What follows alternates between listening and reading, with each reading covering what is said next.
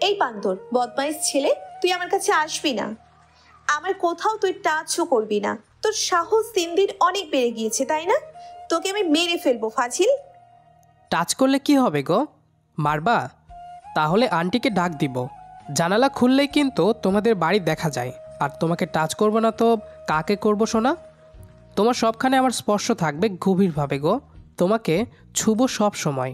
অবশ্য রাগলে কিন্তু তোমাকে বেশ লাগে। ফাজিল, বিয়ের আগে তুই আমার সাথে চিপাতে দেখা করতে যেতিস, আর সেখানে গিয়ে বাজে কথা বলছিস। সব মনে আছে আমার। ভালো হয়ে যা বুঝলি, না হলে একটা মারও মাটিতে পড়বে না। সবগুলো মার তুই তোর গালে পিঠে খাবি। আরে তখন তো প্রেম করেছিলাম, এখন তো বউ তুমি, তাই সব কিছু বলার অধিকার আছে। কাছে আসো শোনা, তোমাকে কাছে পেতে চাইছি। তোমাকে অনেক ভালোবাসি তো। ফাজিল, তুই যদি আমার বাড়ির পাশের ছেলে না হয়ে অন্য জায়গার হইতি, তাহলে তোকে আমি কবেই মেরে ফেলতাম, বুঝেছিস? এখন দূরে যা, তুই কিন্তু মার খাবি। সব সময় ফাজলেমি ভালো লাগে না। এসব কি কথা বলিস? দিন দিন কি তোর অধপতন হচ্ছে? আফরিনের কথা শুনে আমি মুচকি হাসলাম। মেয়েটা পিচ্চি দেখতে, হাইট আমার থেকে অনেক কম, এজন্য সব সময় পুঁটি মাছের মতো খালি লাফায়। আমার হাইট 5 ফুট 7, আর আফরিনের হাইট 5 ফুট 2। আমার মুখের দিকে তাকাতেই ওর যেন ঘাড় ব্যথা হয়। আমার দিকে হাঁ করে তাকিয়ে থাকে। এত হাসি পায়, কিন্তু সে আমার বউ, ওর সাথে দুষ্টুমি না করলে হয়? আমি আরও শয়তানি হাসি দিয়ে আফরিনকে বললাম, তুমি অনেক সুন্দর গো। তোমাকে দেখলে আমার জড়িয়ে ধরতে ইচ্ছে করে, বুকের মধ্যে চেপে রাখতে ইচ্ছে করে। মন চাই সারা দিন তোমার সবখানে আমি চুমু দেই। তোর সাহস তো কম না, আমাকে তুই এসব কথা বলছিস? তোর কি মার খাওয়ার ভয় নেই? হাত পা ভেঙে তোর বসিয়ে রাখবো, বুঝেছিস? আমার থেকে দূরে যা শয়তান। আফরিনের কথা শুনে আমি হাসবো নাকি কাঁদবো বুঝতে পারছি না। বউ হয়েও সে আমার থেকে দূরে থাকতে বলে। আমি তার বর, অথচ সে আমার সাথে কাছে আসা নিয়ে ঝগড়া করছে। এই মেয়ে পারেও বটে। আমি আফরিনের আরও একটু কাছে গেলাম, ওর গালে একটা চুমু খেয়ে আবার দূরে সরে আসলাম। সে ফোঁস করে উঠল, আমার দিকে রাগী দৃষ্টিতে তাকিয়ে বলে, তোকে আমি মেরে ফেলবো। আজকে আমার অনেক রাগ লাগছে, আর তুই আমার রাগ না ভাঙিয়ে মজা করছিস। কাছে আসবি না বান্দর ছেলে, তুই একটা শয়তান মার্কা ছেলে। উফ, একটু কাছে আসলে কি হবে? আমি কি ডাকাতি করব নাকি তোমার সব? শুধু দেখব তোমাকে, আর ইচ্ছে হলে একটু হাত বোলাবো তোমার গায়ে। আসো না জান, পাশের বাড়ির আপু। তোকে আমি খুন করব, খুন। আপু ডাকা হচ্ছে আমাকে, তাই না? আর আপু ডেকে আমার দিকে নজর দেওয়া হচ্ছে। বান্দর ছেলে, তোরে যে কি করব! তোমাকে কত ভালোবাসি রে পাশের বাড়ির আপু। আমার থেকে খালি পালাও কেন তুমি? দূরে ঠেলে দাও কেন আপু? জানো না তোমাকে রোজ কত চিঠি দিতাম? আমার আপু বলছিস? আর এসব বদমাইশি কেন করছিস তুই? তুই তো এমন খারাপ ছিলি না, একটা ভদ্র ছেলে ছিলি। যদি জানতাম তুই একটা লুচ্চা, তাহলে তোর কাছে আসতাম না। আমি আফরিনের হাত ধরলাম। সে আমার দিকে টেরা চোখে তাকালো, কিন্তু হাত সরাচ্ছে না। তবে মুখে রাগী ভাব রেখে দিয়েছে। বুঝলাম এটা তার ফাজলামো, সে মুখে শুধু ফটফট করবে। আমি আরও শয়তানি হাসি দিয়ে বললাম, আপু তোমাকে অনেক সুন্দর লাগছে। মানে হ্যাব্বি যাকে বলে, একদম আপেলের মতো, খালি কামড়ে খেতে মন চাচ্ছে। ওই আপু বলিস কারে? আর সুন্দর লাগছে বলতে কি দেখছিস? কি সুন্দর লাগছে ঠিক মতো বল। উল্টো পাল্টা জায়গাতে নজর দিবি না কিন্তু, না হলে তোর চোখ তুলে নিব আমি, ফাজিল ছেলে। তুমি তো আমার 2 মাসের বড়, তাই বড়দের সম্মান দিতে হয়। আপু বলা দরকার তোমাকে, তাই না? আর তোমাকে আজকে হট হট লাগছে। উফ আপু, তুমি কি হট গো! আর আপু না বললে বউ বললেও তো তুমি বকা দিচ্ছ। এজন্য বউ না ডেকে আপু ডেকে তোমাকে সম্মান দিচ্ছে। আফরিন আমার কথা শুনে কপাল কুঁচকে তাকায়। মেয়েটাকে পটাতে অনেক কঠিন পদক্ষেপ নিতে হয়েছিল আমার। পাশের বাড়ির মেয়ে কি এত সহজে পটে? সারাদিন তো আমি কি করি না করি সব খবর সে পাবে। তাকে ইমপ্রেস করার মতো কিছুই থাকতো না, তবু তাকে পটাতে পেরেছি। আমার হাতে চিমটি দিয়ে আফরিন বলল, হট? এসব কি ধরনের ভাষা রে? তোর বদমাইশি বাড়ছে বেশ। তা কি হট লাগছে আমার শুনি? কি দেখে বললি? জলদি বল। ওই যে তোমার লাল দুটো ঠোঁট অনেক সুন্দর। আমার দিকে কেমন করে তাকিয়ে আছে, ইচ্ছে করছে এখনই কামড়ে খাই। বুঝছি, ঠাস করে চর খাওয়ার মতলব তোর। কাছে আয়, চড়ে একটা চর দিই তোর গালে। এই শোনো না, তুমি আজকে আমাকে ঘুরতে নিয়ে যাওনি, মনে আছে আমার।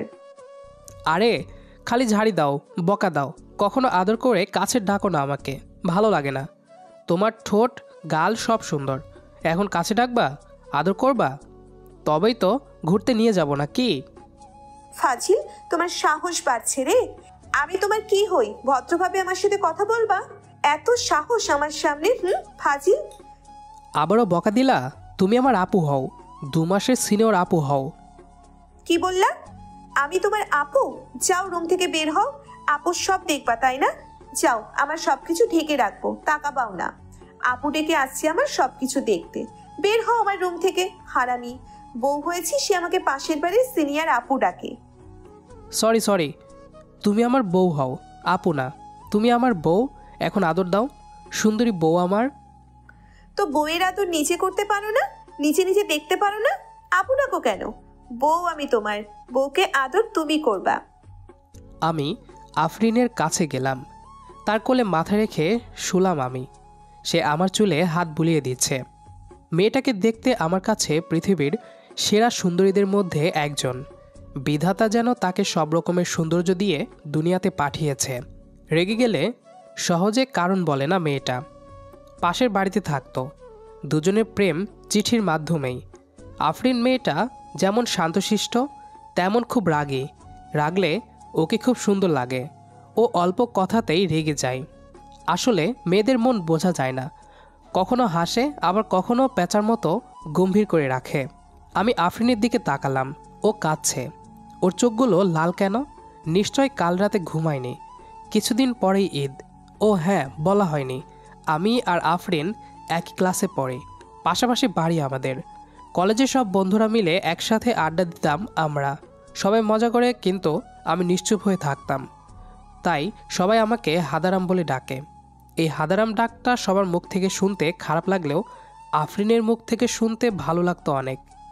কেন যেন এক অন্যরকম মায়া জন্মাতো আফরিনের ওপর।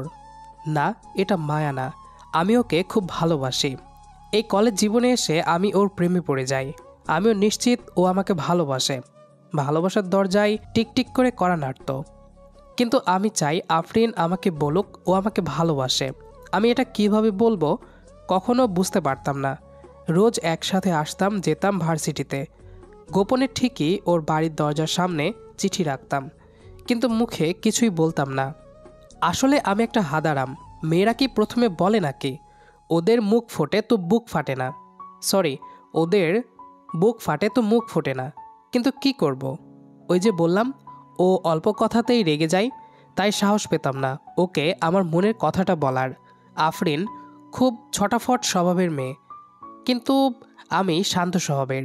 ভার্সিটির 3য় বর্ষের শিক্ষার্থী ছিলাম আমরা, কিন্তু আফরিনকে দেখলেই মনে হয় তার কৈশোরের দূরত্বপনা ছাপিয়ে উঠতে পারেনি। যেখানে সেখানে সারাক্ষণ চিল্লাচিল্লি হইচই, ও যেন সবসময় আনন্দের সাগরে ডুবে থাকে। কিন্তু ওইসব আমাকে দিয়ে হয় না। ভার্সিটিতে যখন ভর্তি হই তখন আমি আগ বাড়িয়ে এসে ওর সাথে পরিচয় হই। প্রথমে জানতাম না সে আমার বাড়ির পাশে থাকতো। আমি একটু নার্ভাস ছিলাম। আমি তখনই ঠিকই বুঝতে পারলাম গায়ে পড়ে কথা বলা আফরিনের একদম পছন্দ না। যাই হোক, ওর সাথে টুকটাক কথা বলতে বলতে আমরা বন্ধুত্বে পরিণত হই। এভাবে দেখতে না দেখতেই 3য় বর্ষ শেষ করি আমরা।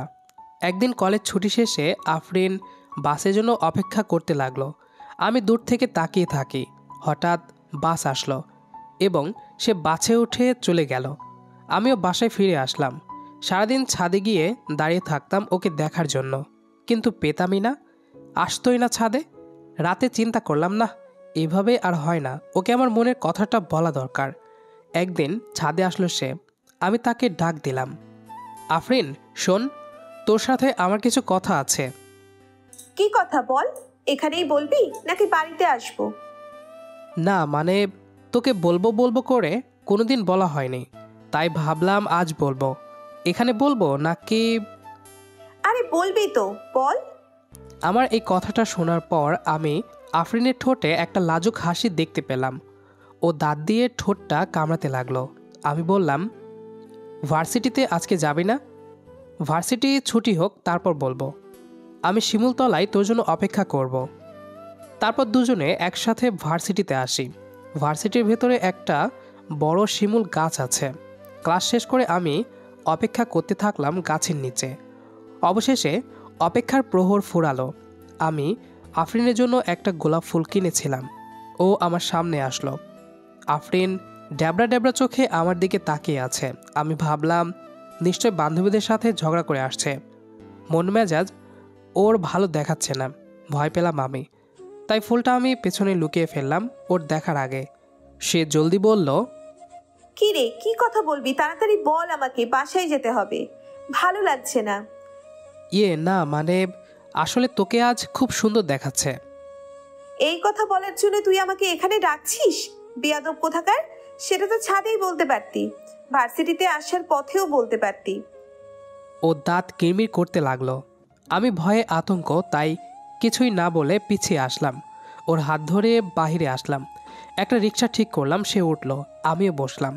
রিক্সায় পাশাপাশি বসে আছি দুজনেই চুপচাপ। আফরিন নীরবতা ভাঙল। তোর হাতের পিছনে কি যেন একটা ছিল, আমি আসতেই তুই লুকিয়েছিলি। জিনিসটা কি রে? কই কিছু না তো। কি দেখেছিস? মিথ্যা বলিস না আমাকে, বল কি সেটা। আমি আর কিছু বললাম না। এমনিতেই ওর দাঁতের কিরমিরানি দেখে ভয় পেয়েছিলাম। কাল থেকে ভার্সিটি বন্ধ হবে, ঈদের বন্ধ দিয়ে দিবে। ওর সাথে আর তেমন দেখা হয় না। সে বাড়ির পাশে থাকলেও ঠিকভাবে কথা বলা হয়ে ওঠে না। মানুষজন কি না কি ভাববে। ভার্সিটিতে এসেই কথা হয়। বন্ধের কথা শুনে কি করব কিছুই বুঝে উঠতে পারছি না। ক্লাসে আফরিন বারবার আমার দিকে তাকাচ্ছিল। আমি বুঝেও না বুঝার ভান করলাম। ভার্সিটির ছুটি শেষে ওর হাতে একটা চিঠি ধরিয়ে দিয়ে বললাম, বাসায় গিয়ে খুলে দেখিস প্লিজ, এখানে পড়িস না। এই বলে চলে আসলাম। আচ্ছা, চিঠিতে কি লিখেছিলাম আপনারা পড়বেন না? চিঠিতে ছিল, মাঝে মাঝে তোমায় ভেবে এলোমেলো লাগে সবই, মাঝে মাঝে তোমার চোখে কে আঁকে অন্য ছবি। কিছুতে তোমার মনটা আমি বুঝতে পারি না, এত চেনা তবু লাগে অচেনা। হ্যাঁ, সত্যি তোমাকে মাঝে মাঝে খুব অচেনা লাগে। ভেবেছিলাম তোকে গতকাল প্রপোজ করব, কিন্তু তোর ওই ড্যাবড়া ড্যাবড়া বড় চোখ দেখে আমি ভয়ে প্রপোজ করিনি। তোর জন্য আমার ভালোবাসা 365 দিন একই থাকবে। তোকে আমি অনেক ভালোবাসি। জানিস, তোকে রাগান্বিত দেখলে খুব সুন্দর লাগে। আমি চাই তুই সারাটা জীবন এভাবে রেগে থাকিস। ওই রাগান্বিত সুন্দর চেহারাটা আমি হারাতে চাই না। আচ্ছা, তোর জন্য আমি একটা নীল শাড়ি কিনেছি। আমি জানি তুই এটা পরলে তোকে নীল পরীর মতো লাগবে। তোর ভয়ে আমি তোকে নীল শাড়িটা দেইনি। কিছুদিন পর ঈদ, ওই দিন তোকে আমি প্রপোজ করব। আমি অপেক্ষা করব তোর জন্য ওই শিমুল তলায়। ভালো থাকিস। ক্রিং ক্রিং, আফরিনের ফোন। আমি রিসিভ করলাম। হ্যালো।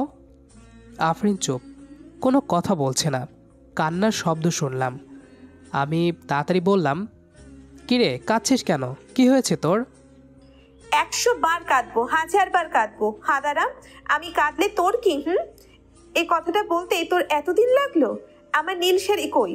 রোজ তুই ছাদে আসবি, দেখা করবি আমার সাথে, কিন্তু বাবা থাকবে, কথা বলবি না, খালি দেখবি আমাকে। আমি খুশিতে কাঁদতে থাকলাম। এটা দুঃখের কান্না না, দুটো জীবনের মিলনের কান্না। আফরিন আমার ভালোবাসা গ্রহণ করেছে। আমার কান্না শুনে আফরিন বলে, ওই হাদারাম, তুইও তো কাঁদছিস। আচ্ছা, ওই দিন কি পরে আসবি? কেন, তুই আমাকে যে নীল শাড়িটা দিবি ওইটা পরে আসবো। শোন, ভালো করে প্রপোজ না করলে আমি কিন্তু ফিরিয়ে দিব। আমি যে ভালো করে প্রপোজ করতে পারি না। আর কেউ কি নিজের হবু স্বামীকে তুই করে বলে? ওরে আমার স্বামী রে, হাদারাম কোথাকার। আচ্ছা, আসলে কি আমি হাদারাম? হাদারাম হাদারাম হাদারাম। তারপর আর কি? আফরিন আমার বউ। আমি এখন ওর কোলে মাথা রেখে শুয়ে আছে। সে আমার চুলগুলো টেনে দিতে থাকে।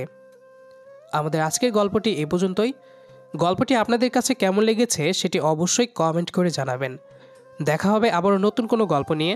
সেই পর্যন্ত আমাদের সাথেই থাকবেন। আর পুরো গল্পটি শেষ পর্যন্ত শোনার জন্য অসংখ্য ধন্যবাদ।